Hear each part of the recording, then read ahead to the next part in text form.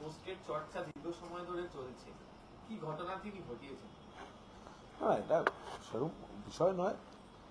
আমাকে এটা ঘাটালের একটা ঘটনা।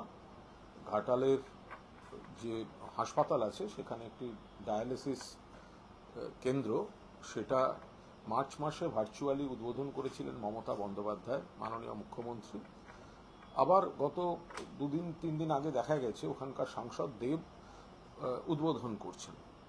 ফলে ওই এলাকার যে তৃণমূল কংগ্রেসের নেতৃত্ব, সাধারণ কর্মীরা বা সাধারণ মানুষ, তাদের মধ্যে একটা বিভ্রান্তির সৃষ্টি হয়েছে। মুখ্যমন্ত্রী যেটা উদ্বোধন করেছেন সেটা কি করে আবার আরেকজন সাংসদ বা অন্য কেউ উদ্বোধন করতে পারেন? উদ্বোধন তো একবারই হয়, সেটা আপগ্রেডেশন হতে পারে, সেটা আনুষ্ঠানিকভাবে চালু হতে পারে, সেটায় দুটো যন্ত্র আসতে পারে, কিন্তু যেটা আনুষ্ঠানিকভাবে মুখ্যমন্ত্রী উদ্বোধন করেছেন, তো সেটা কি করে, সেই উদ্বোধক কি করে পাল্টে যেতে পারে?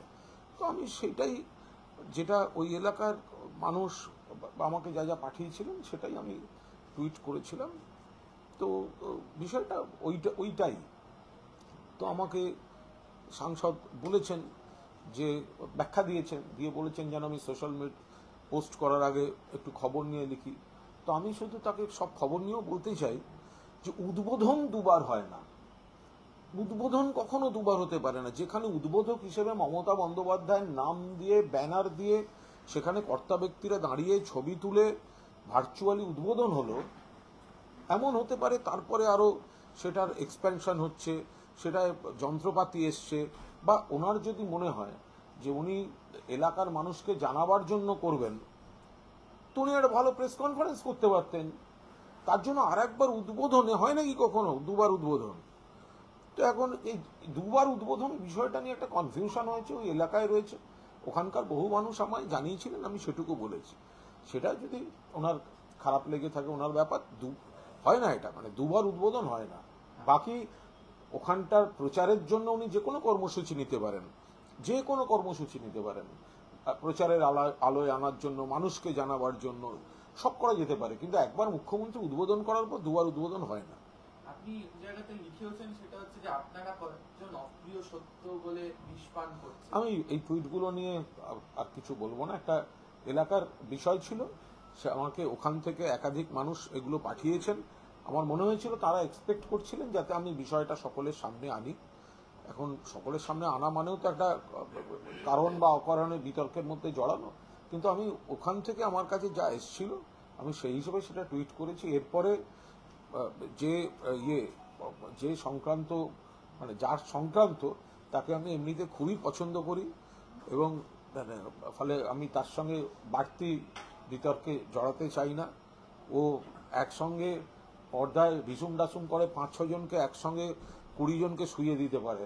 আমার উপর রেগে গেলে আমার খুব খারাপ অবস্থা হবে। কিন্তু আপনাদের পোস্টের নিচে তো প্রচুর আপনাদের দলের লোকেরাই লিখছে যে একজন সাংসদ, একজন দলের অন্যতম সাংগঠনিক পদাধিকারী, তাদের দুজনের এই ধরনের বিষয় নিয়ে এই ধরনের চর্চা কি এই সময় আদৌ প্রাসঙ্গিক?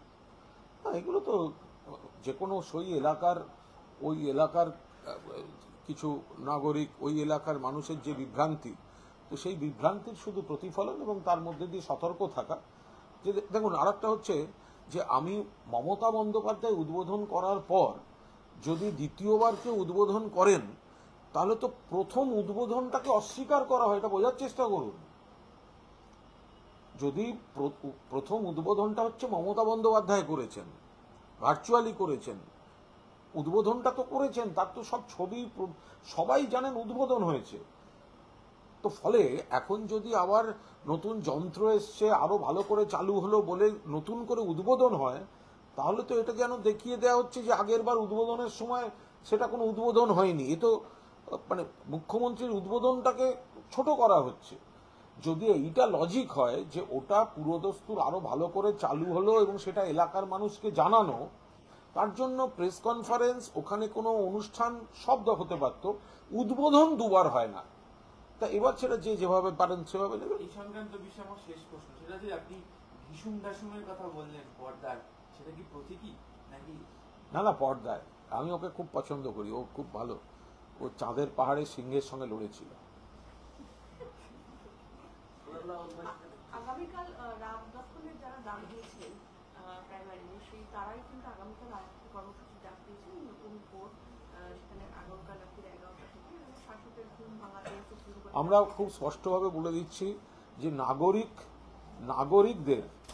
নাগরিকদের যে আন্দোলন তাতে আমাদের পূর্ণ সমর্থন আছে, কারণ নাগরিকদের দাবি দেওয়া আবেগের সঙ্গে আমরা সম্পৃক্ত। মমতা বন্দ্যোপাধ্যায়, অভিষেক বন্দ্যোপাধ্যায়, সর্বভারতীয় তৃণমূল কংগ্রেস পুরো দস্তুর সম্পৃক্ত এক।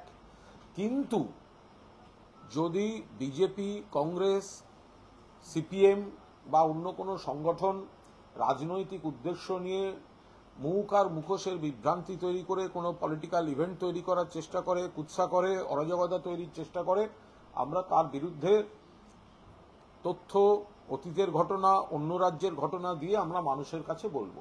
কিন্তু নাগরিক সমাজ বা চিকিৎসকরা যে আন্দোলন করবেন তাদের পূর্ণ অধিকার আছে, এবং এই রাজ্যটা ভারতবর্ষের মধ্যে একমাত্র গণতান্ত্রিক, এই পর্যায়ের গণতান্ত্রিক রাজ্য যেখানে দিনে রাতে যখন হোক সরকার বা প্রতিষ্ঠানের বিরুদ্ধেও নাগরিকরা প্রকাশ্যে কথা বলতে পারেন, তাদের বক্তব্য জানাতে পারেন, তাদের প্রশ্ন জাগাতে পারেন, তাদের বিরক্তি জানাতে পারেন। আমরা চেষ্টা করব তার মধ্যে বোঝাতে যে মামলা চলছে এখন, তদন্ত সিবিআই এর হাতে, মামলা সুপ্রিম কোর্টে, ফলে এইখানে তো রাজ্য সরকারের আর কিছু করার নেই। আমরা তো বলবো কলকাতা পুলিশ 24 ঘন্টার মধ্যে যাকে অ্যারেস্ট করে এনেছিল এখনো পর্যন্ত তদন্ত তো সেই একজনেই আটকে। তো তাহলে রাজ্য সরকার বা কলকাতা পুলিশকে আক্রমণের বদলে যদি আরো তথ্য, আরো কিছু তো আপনাদের বক্তব্য থাকে, তাহলে তো সেটা সিবিআই এবং সুপ্রিম কোর্ট তাদের দায়িত্বে চলছে গোটা বিষয়টা। জুনিয়র ডাক্তারদেরও বলবো, আপনাদের আন্দোলনের মূল দাবির প্রতি আমাদের পূর্ণ সমর্থন আছে, কিন্তু কর্মবিরতি করে সাধারণ মানুষ খুব বিপদে পড়ছেন, মৃত্যুর অভিযোগ আসছে, একটা হয়রানি চলছে। আপনারা দয়া করে গরিব মানুষ, সাধারণ মানুষের চিকিৎসা পরিষেবাটা চালু এবং সচল রেখে আপনারা দয়া করে আন্দোলনের ফরম্যাটটা করুন। গ্রামাঞ্চলের একাধিক বিধায়করা তাদের তরফ থেকে বলা হচ্ছে যে বহু ক্ষেত্রে তো জেলা থেকে রোগী কলকাতাতে ট্রান্সফার করা হয়, ভর্তি হচ্ছে না, ফিরিয়ে নিয়ে যাওয়া হচ্ছে এবং তারা গিয়ে জনপ্রতিনিধিদের কাছে দ্বারস্থ হচ্ছেন। এটা তো প্রবলেম হচ্ছে। এটা নিয়ে কি আপনারা লোককে বোঝাতে বলবেন যে আপনারা? আমরা তো লোককে বোঝানোর বিষয় না, লোকের অভিজ্ঞতাই এটা হচ্ছে যে লোক আসছেন। দেখুন, ন্যায় বিচার আরজি করে আমরা সবাই চাই, কিন্তু ন্যায় বিচার করতে গিয়ে, তার আন্দোলন করতে গিয়ে এমন আন্দোলনের পদ্ধতি যাতে গরিব মানুষ দরকারের সময় চিকিৎসা পাচ্ছেন না, হাসপাতাল ঠিকমতো ভর্তি নিতে পারছে না, পরিষেবা দিচ্ছে না, ফিরে যেতে হচ্ছে। এইটা তো সাধারণ মানুষও বুঝতে পারছেন যে ন্যায় বিচার নিশ্চয়ই সবাই চাইবেন, আমরাও চাই, কিন্তু তার জন্য চিকিৎসা যদি বন্ধ থাকে তাহলে সেটা খুব আনফরচুনেট। কিছুক্ষণ আগে একটা পোস্ট করেছেন আপনাদের সাংসদ, তিনি বলছেন যে মানে একটা লেখার কথা উল্লেখ করে তিনি বলছেন, before the birth of state life of people was solitary, poor, nasty, brutish and short. Is the clock turned back? আমি সুখেন্দু শেখর রায়ের মানে কোনো পোস্টের উপর কোনো মন্তব্য করব না। উনি বর্ষিয়ান নেতা, সিনিয়র নেতা, তার কোনো মানসিক অবস্থা থেকে, তার কোনো আবেগ থেকে তিনি যদি কোনো পোস্ট করেন তার উপর দাঁড়িয়ে আমি কোনো মন্তব্য এই ক্ষেত্রে করব না।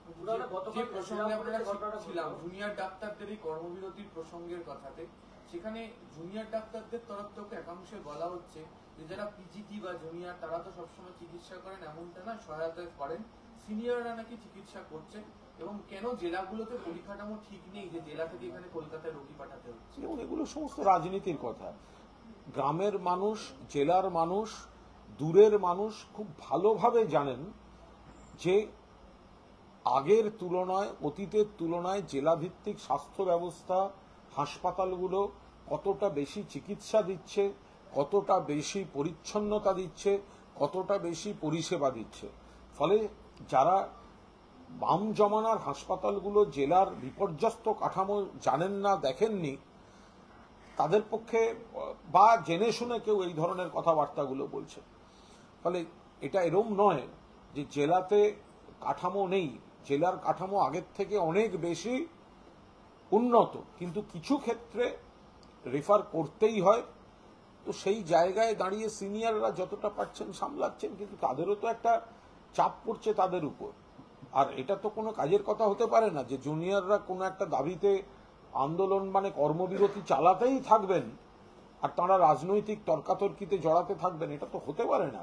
তারা সমস্ত রকম অভিযোগ করুন, কথা বলুন, যা ইচ্ছা বলুন, কিন্তু কাজে ফিরে গিয়ে বলুন, অথবা কর্মবিরতিটা রিলে পদ্ধতিতে করুন, যাতে সাধারণ মানুষ, গরিব মানুষ, আমি আবার বলছি, বড় হাসপাতালগুলো, প্রাইভেট হাসপাতালগুলো কি করে চলছে?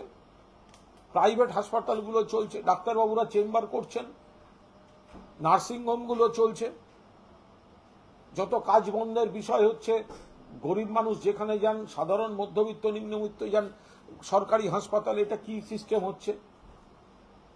এটা কি সিস্টেম হচ্ছে?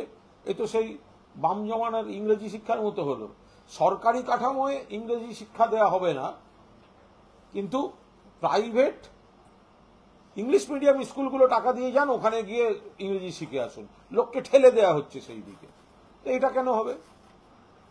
ফলে নিশ্চিতভাবে জুনিয়র ডাক্তারদের আন্দোলনের প্রতি আমাদের পূর্ণ, তাদের কারণের প্রতি আমাদের মানে সমর্থন, তাদের যৌক্তিকতাকে আমরা মান্যতা দিচ্ছি, সবই আছে, কিন্তু কোনো অবস্থাতেই এই কর্মবিরতি চলতে পারে না। অবশেষে পদক্ষেপ গ্রহণ করল রাজ্য মেডিকেল কাউন্সিল, অভিজ্ঞ এবং বিরূপাক্ষ বিশ্বাস দুজনকে পদ থেকে সরানো হলো। হ্যাঁ, এটা তো মেডিকেল কাউন্সিলের বিষয়, একটা পদ্ধতি চলছিল, একটা ধাপে ধাপে ধাপে ধাপে পদ্ধতি চলছে, কোনো সেগুলো তো সেই সংগঠনের বিষয়, সেই সংস্থার বিষয়। 24 ঘন্টার মধ্যে কলকাতা পুলিশ একজনকে অ্যারেস্ট করে আনলো, আজ পর্যন্ত দ্বিতীয় কোনো অ্যারেস্ট আমরা দেখতে পেলাম না, তদন্ত 3-4 দিনের মাথা থেকেই সিবিআই এর হাতে। এরপরে ধাপে ধাপে স্বাস্থ্য দপ্তরের লোক অনেককে সাসপেন্ড করেছেন, অন্য সংগঠনগুলি করছে। ফলে এইগুলো যখন ব্যবস্থা পর্যায়ক্রমে হতেই থাকছে, তাহলে জুনিয়র ডাক্তাররাও দয়া করে তারা গরিব মানুষের চিকিৎসাটাকে স্মুথ করে দিন। সিবিআই তদন্ত হতে যাওয়ার পরে আরজি করে দুর্নীতি নিয়ে গ্রেপ্তার হচ্ছে, আটক হচ্ছে, কিন্তু যে মূল ঘটনা সেই ঘটনায় এটা আমি প্রথম দিন বলেছি, এই যে দুর্নীতির অভিযোগে সন্দীপ ঘোষ এবং কেউ কেউ আটক, এই নিয়ে আমাদের কোনো বক্তব্য নেই। যদি দুর্নীতি সারবত্তা থাকে তাহলে তাদের তদন্ত করুন, শাস্তি দিন, উচ্ছন্নে যাক, এটা আমাদের সাবজেক্ট নয়। কিন্তু মূল যে বিষয়টা, অর্থাৎ ধর্ষণ এবং খুন, যার 24 ঘন্টার মধ্যে অ্যাকিউজডকে ধরেছিল কলকাতা পুলিশ, তারপরে নানা ধরনের প্রচার, নানা ধরনের অপপ্রচার, নানা ধরনের তথ্য, নানা ধরনের গুজব, এই সব মিলিয়ে একটা পরিস্থিতি তৈরি করা হয়েছে। তো সেই জায়গায় দাঁড়িয়ে আমাদের কিন্তু একটা স্পষ্ট একটা বক্তব্য রয়েছে সেই জায়গাটায়, যে মূল যে মামলা অর্থাৎ ধর্ষণ এবং খুন, সেখানে সিবিআই কোথায় দাঁড়িয়ে তার আপডেটটা তো দেবে। দুর্নীতিতে কি হচ্ছে সেগুলো জেনে আমরা, আলাদা মামলা হোক, কেউ যদি তার বাড়ি ঘর সম্পত্তির হিসাব না দিতে পারেন, আইন মতো ব্যবস্থা হবে। কিন্তু ধর্ষণ এবং খুনের মামলাটা, তার যে বিষয়, তার আপডেট তো দিতে হবে। কলকাতা পুলিশ অ্যারেস্ট করেছে যাকে, এখনো পর্যন্ত সেই একমাত্র অ্যারেস্ট, বুঝো, আর বিক্ষোভ হচ্ছে নাকি কলকাতা পুলিশের বিরুদ্ধে, তো তার কোনো আপডেট নেই, তার কোনো পরবর্তী পদক্ষেপ আমরা জানতে পারছি না। উল্টে কোর্টে দেখছি সিবিআই এর পিপিআর আইও এত দেরিতে যাচ্ছেন যে জজ সাহেব রেগে বলছেন তাহলে কি বেল দিয়ে দেবো। সিরিয়াসনেসের অভাবের অভিযোগ আসছে। ফলে আমরা বলতে চাই, দুর্নীতি যা যা হচ্ছে হোক, তদন্ত যা যা হচ্ছে হোক, কেউ যদি অবৈধ সম্পত্তি এবং হিসাব বহির্ভূত সম্পত্তি করে থাকে, সেটা তারা হিসাব দেবে, তারা বুঝবে। আমরা কাউকে হয়ে কথা বলতে যাবো না, এর মধ্যে দলের কোনো ব্যাপার নেই। কিন্তু সিবিআই কে তো মূল মামলা, যেটা নিয়ে নাগরিকদের আবেগ বিচলিত আছে, যেটা নিয়ে এই বিলম্বের জন্য কিছু অপশক্তি অরাজকতা তৈরির চেষ্টা করছে, নাগরিক আবেগকে আড়াল করে কিছু বিরোধী দল রাজনীতি করছে, তো সেটার আপডেট তো দিতে হবে সিবিআই কে। যৌন হয়রানি, ধর্ষণের মতো অভিযোগ উঠে আসছে। দেখুন, এগুলো অত্যন্ত আপত্তিকর ঘটনা। সমাজে বহু ভালো কাজ হয়, আবার এই দুর্ভাগ্যজনক কুৎসিত সামাজিক ব্যাধির যেগুলো থাকে সেগুলোকে কড়া হাতে মোকাবিলা করার জন্যই অপরাজিতা বিল, এবং পুলিশও এই হরিপালের ক্ষেত্রে যথাযথ তৎপরতা দেখিয়েছে, পদক্ষেপ নিয়েছে। অপরাজিতা বিল রাজ্যপাল ইতিমধ্যে রাষ্ট্রপতির কাছে পাঠিয়েছেন, কিন্তু পাশাপাশি তিনি এটাও বলছেন যে একই ধরনের আরো অনেকগুলো বিল পড়ে আছে, এই বিলটা সেই তালিকায় একটা সংযোজন করবে। এ ব্যাপারে রাজ্যপালের বিশেষজ্ঞের মতামত আমরা চাই না, কারণ রাজ্যপালের নিজের বিরুদ্ধেই নারী নির্যাতনের অভিযোগ রয়েছে, পেন্ডিং কেস রয়েছে। ফলে রাজ্যপাল অপরাজিতা বিল নিয়ে উনি কি বিশেষজ্ঞের বক্তব্য দিলেন আমরা জানি না, কারণ উনি সাংবিধানিক রক্ষা কবচের মধ্যে ঢুকে বসে আছেন।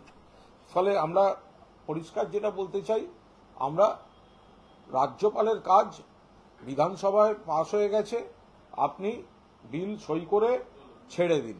আপনার বিশেষজ্ঞের মতামত অন্তত এই বিষয়ে, আপনি জ্ঞানী গুণী লোক, আপনি শিক্ষিত লোক, আপনার বেশ কিছু বক্তৃতা আমি শুনেছি, অসাধারণ পাণ্ডিত্য, শুধু নারী নির্যাতন বিষয়টা দয়া করে আপনি এর মধ্যে ঢুকবেন না। ধর্ণা বনাম ধর্ণা, মমতা বন্দ্যোপাধ্যায়ের অস্ত্রে কি তাকে ঘায়েল করতে চাইছে বিরোধীরা? কারণ সাম্প্রতিককালে মিছিলের থেকেও বেশি বিজেপি এবং সিপিএম ধর্ণা অবস্থানে বেশি জোর দিচ্ছে। যেমন বিজেপির ধর্ণাগুলো যদি ওরা মনে করে ওদের ওই কেন্দ্রীয় বাহিনীর যে সব জওয়ান টওয়ান আছে সেগুলো নিয়ে 150-200 লোক নিয়ে বসে থাকবে কোন একটা রাস্তার ধারে, সে ওদের ব্যাপার, ওরা কখন বাড়ি যাবে, ওরা কখন বসবে, ওদের সঙ্গে জনগণের কোনো সম্পর্ক নেই। সিপিএম যারা বানতলা ধানতলা ধর্ষণের পর ধর্ষণ খুন এইসব করেছে, তারা কোথায় কি বসলো মানুষ এসব, সেই কারণে ওরা অরাজকতা তৈরি করার চেষ্টা করছে। বিজেপি সারা ভারতবর্ষে এই কুৎসিত ঘটনাগুলো ঘটছে। ফলে আমরা মানে বিজেপি আর সিপিএম কংগ্রেস এরা এই জনবিচ্ছিন্ন অরাজকতা তৈরি করার চেষ্টা করছে। আমরা সাধারণ মানুষের যে প্রতিবাদ আন্দোলন মোমবাতি মিছিল, আমরা তাদের আবেগকে সম্মান করছি, কিন্তু বিরোধীদের এই সস্তা প্রচার এবং অরাজকতা তৈরির চেষ্টাকে আমরা বিরোধিতা করছি। যে পদত্যাগে সন্দীপ ঘোষকে শোকজ করা হয়েছে, 72 ঘন্টার মধ্যে জবাব দিতে বলা হয়েছে, না দিয়ে তার রেজিস্ট্রেশন বাতিল করা হবে। তো আইনি একটা সমস্যা, একটা হচ্ছে যে সংগঠন করেছে নিশ্চিতভাবে তারা করতে পারে এটা, এবং তারা করেছেন, এই ব্যাপারে কোনো বক্তব্য নেই। এখন সন্দীপ ঘোষ তো কাস্টডিতে রয়েছেন, তো এখন সন্দীপ কাস্টডিতে রয়েছে, ও কিভাবে চিঠি পাবে কিভাবে জবাব দেয় সে তাদের ব্যাপার, এ ব্যাপারে আমাদের কোনো বক্তব্য নেই। যে সংগঠন ব্যবস্থা নিয়েছে, তারা মনে করেছে নেওয়া উচিত সময়োপযোগী সিদ্ধান্ত, তারা ব্যবস্থা নিয়েছে। আপনাদের দলের প্রাক্তন সাংসদ শান্তনু সেন তিনি কার্যত হুইসেল ব্লোয়ারের মতন এর অনেকদিন আগেই কিন্তু বলেছিলেন সন্দীপ ঘোষ নানা দুর্নীতিতে যুক্ত, এবং তিনি মানে সর্বোচ্চ স্তর অব্দি জানিয়েও ছিলেন, এবং কার্যত এখন তো দেখা যাচ্ছে একাধিক বাড়ি, বাগান বাড়ি, রাজা এবং বিস্তার সামগ্রী সমস্ত। যেমন আমি এর মধ্যে এই বিষয়ে কোনো মন্তব্য করব না, তদন্তকারীরা করছে। এখন কারোর বাড়ি, একাধিক বাড়ি, হ্যাঁ তার কি আছে গাড়ি আমি বলতে পারবো না। এবার আমরা দেখতে পাচ্ছি শুনতে পাচ্ছি ওই বাড়িটা ওর, ওই বাড়িটা ওর। এবার তদন্তকারীরা আসলে বলতে পারবেন সেই ব্যক্তি এটা জাস্টিফাই করতে পারছে নাকি পারছে না। বাড়ির ছবি দেখে এখন কি করব? যদি বাড়িটা বৈধ বাড়ি হয় তাহলে ছবির কোনো মানেই হয় না, আর যদি এটা অবৈধ হয় তাহলে তদন্তকারীরা তার বিরুদ্ধে ব্যবস্থা নেবেন।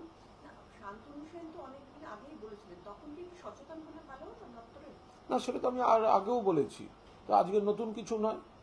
যে ধরনের অভিযোগগুলো এসছিল সেই অভিযোগগুলো যদি তখনই স্বাস্থ্য ভবন মিনিমাম পদক্ষেপ নিত, তাহলে আজকের এই বাড়তি বিড়ম্বনার পরিস্থিতিটা বোধহয় অ্যাভয়েড করা যেত। আমি আর একটা বিষয় বলে রাখি, যে কেন্দ্রীয় সরকার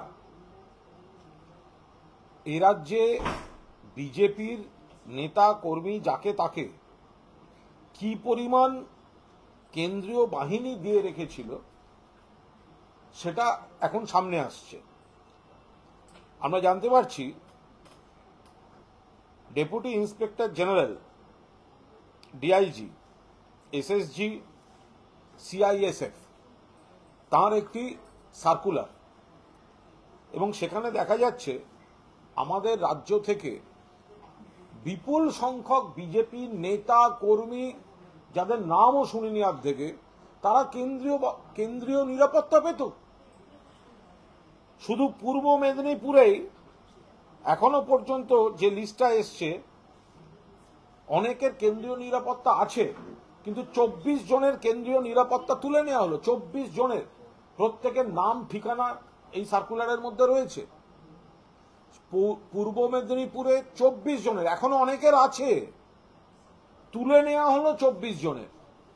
এরপরে সন্দেশখালী, ভোটের আগে এত বিকৃত প্রচার, অমুক তমুক, উত্তর 24 পরগনা সন্দেশখালী, সেখানে 13 জনকে কেন্দ্রীয় বাহিনী দেয়া ছিল।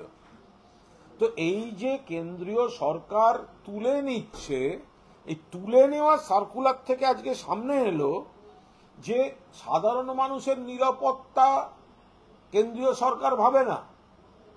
কেন্দ্রীয় সরকার কেন্দ্রীয় বাহিনীকে বিজেপি যাদের বলছে তাদের পাড়ার নেতাদের পর্যন্ত সমস্ত কেন্দ্রীয় বাহিনীর নিরাপত্তা দিয়ে রেখে দিয়েছিল। ফলে কারা কিসের ভিত্তিতে কেন্দ্রীয় বাহিনীর নিরাপত্তা পাচ্ছিলেন, এটা তো প্রশ্নের মুখে চলে আসবে। আপনারা নিজেরা খোঁজ নিন, ওই সার্কুলারে তো আমি তো সার্কুলার পাবলিক করে দিয়েছি, বাড়ির ঠিকানা পর্যন্ত দেয়া আছে। এরা কারা, এরা কি করে কেন্দ্রীয় বাহিনী পেতে পারে? আজকে এই প্রত্যাহার, অর্থাৎ কেন্দ্রীয় সরকারও মনে করছে যে এদের কেন্দ্রীয় প্রোটেকশন দরকার নেই। কেন্দ্রীয় সরকার নইলে একসঙ্গে এতজনের, শুধু পূর্ব মেদিনীপুরে 24 জন, উত্তর 24 পরগনা ইনক্লুডিং সন্দেশখালী 13 জন, এদের যে কেন্দ্রীয় নিরাপত্তা দরকার নেই, এটা আজকে কেন্দ্রের হোম মিনিস্ট্রি স্বীকার করছে। তাহলে এই অ্যালটমেন্ট গুলো কিভাবে, কাদের সুপারিশে কেন হয়েছিল? এ তো রাজনৈতিক, জওয়ানদের দিয়ে ওই এলাকায় নানা রকম সব পরিকল্পনা, নানা রকম সব কার্যকারণ। আজকে নিজেরাই মনে করছেন যে এদের দেওয়ার দরকার নেই, একসঙ্গে এতজন পুরো মানে লটে সব প্রত্যাহার হয়ে গেল।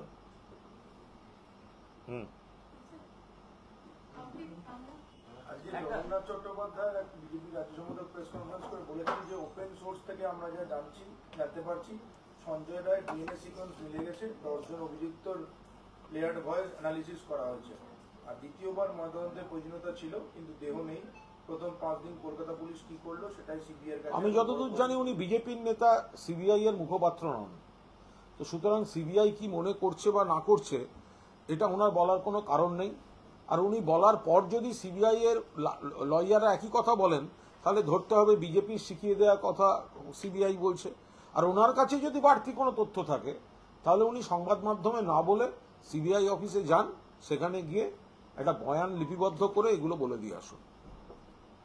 একটা শেষ প্রশ্ন, আরজিকর আবহাওয়ায় এর আগেও দেখা গেছিল অনেক কমিটি পুজোর অনুদান নিচ্ছিল না। এবার বৈদ্যবাটির একটি ক্লাব, মহিলা বিধান চক্র, তারাও প্রত্যাখ্যান করলো, আমরা এই টাকা নেব, এটা কেন? তাদের ব্যাপার।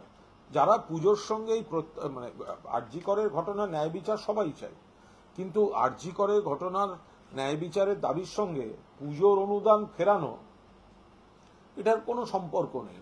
পুজোর অনুদানটা মূলত পুজো অর্থনীতিটাকে মজবুত করার জন্য, যাতে যে বিপুল সংখ্যক হস্তশিল্প, কুটির শিল্প, বিভিন্ন ধরনের অসংগঠিত শ্রমিকদের কর্মসংস্থানের ব্যবস্থা করে এই পুজো অর্থনীতি। এবং এটা বাংলার পুজো পৃথিবীর বৃহত্তম একটা বিকল্প অর্থনীতি।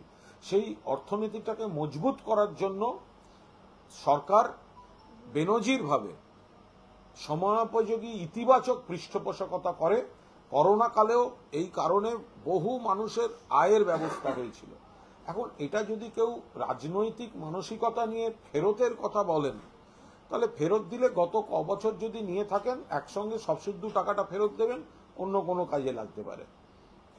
কেন্দ্রীয় স্বাস্থ্যমন্ত্রীকে চিঠি দিয়েছেন বিজেপি সাংসদ জ্যোতির্ময় সিং মাহাতো। আরজিকরের রেগুলেটরি পশ্চিমবঙ্গের স্বাস্থ্য ব্যবস্থার দুর্নীতি, এই ইস্যুকে নিয়ে চিঠি দিয়েছেন। কেন্দ্রীয় সরকারের যে শিক্ষা প্রতিষ্ঠানগুলো রয়েছে, মেডিকেল শিক্ষা প্রতিষ্ঠানগুলো রয়েছে, সেখানে যে পরিমাণ, আমাদের এখানে এইমসেও তো যে নিয়োগ থেকে শুরু করে বিভিন্ন দুর্নীতি এসছে।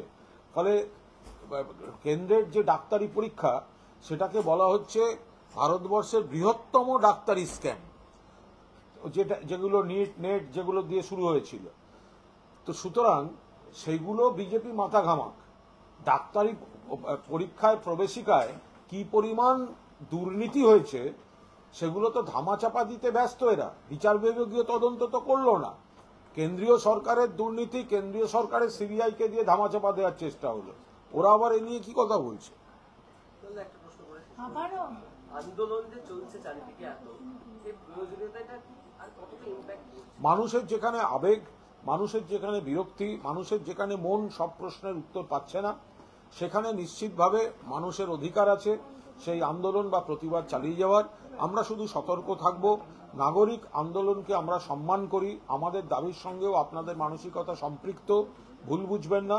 কিন্তু সিপিএম, বিজেপি, কংগ্রেস এবং এই ধরনের কিছু সংগঠন যার বা যাদের জমানাগুলো এই ধরনের ঘটনায় ভরপুর, তাদের কোনো অরাজকতা তৈরির ব্লুপ্রিন্টে দয়া করে আপনারা পা দেবেন না। আজকে বিজেপি প্রেস কনফারেন্স করে কয়েকটা ইস্যু বলেছে যে সরকারের দুটো নির্দেশ ভাইরাল হয়েছিল 9 তারিখে আরজি করে ভোরবেলা 5:30টার সময় এবং তারপর 7:30। বিজেপি কি বলেছে যে এই প্রথম দেখা গেল ডবল ইঞ্জিন সরকার মধ্যপ্রদেশ উজ্জয়িনে একেবারে ধর্ষণ চলাকালীন ভিডিও, এ ব্যাপারে বিজেপি নেতারা কোনো কিছু বললেন? এটার তো আগে জবাব দিন।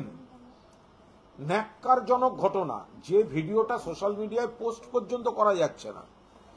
প্রকাশ্য রাস্তায় ধর্ষণ চলছে এবং লোকের না থামিয়ে পুলিশ না এসে তার ভিডিও করছে, সেটা সোশ্যাল মিডিয়ায় কেউ কেউ পোস্ট করছেন। রাজ্য বিজেপি নেতারা এর আগে কৈফিয়ত দিন। উন্নাও, হাতরাস, প্রয়াগরাজ, মহারাষ্ট্র, বদলাপুর, উত্তরপ্রদেশ, মধ্যপ্রদেশ, বিলকিস, মণিপুর, উত্তরাখণ্ড, এ তো অনেক হলো। সবকিছু ছাড়িয়ে গেল মধ্যপ্রদেশ, ধর্ষণ চলছে সেটার ভিডিও। এরপরে বিজেপি নেতারা কথা বলছে, লজ্জা করে না? ঠাকুর ঠাকুর করে শেষ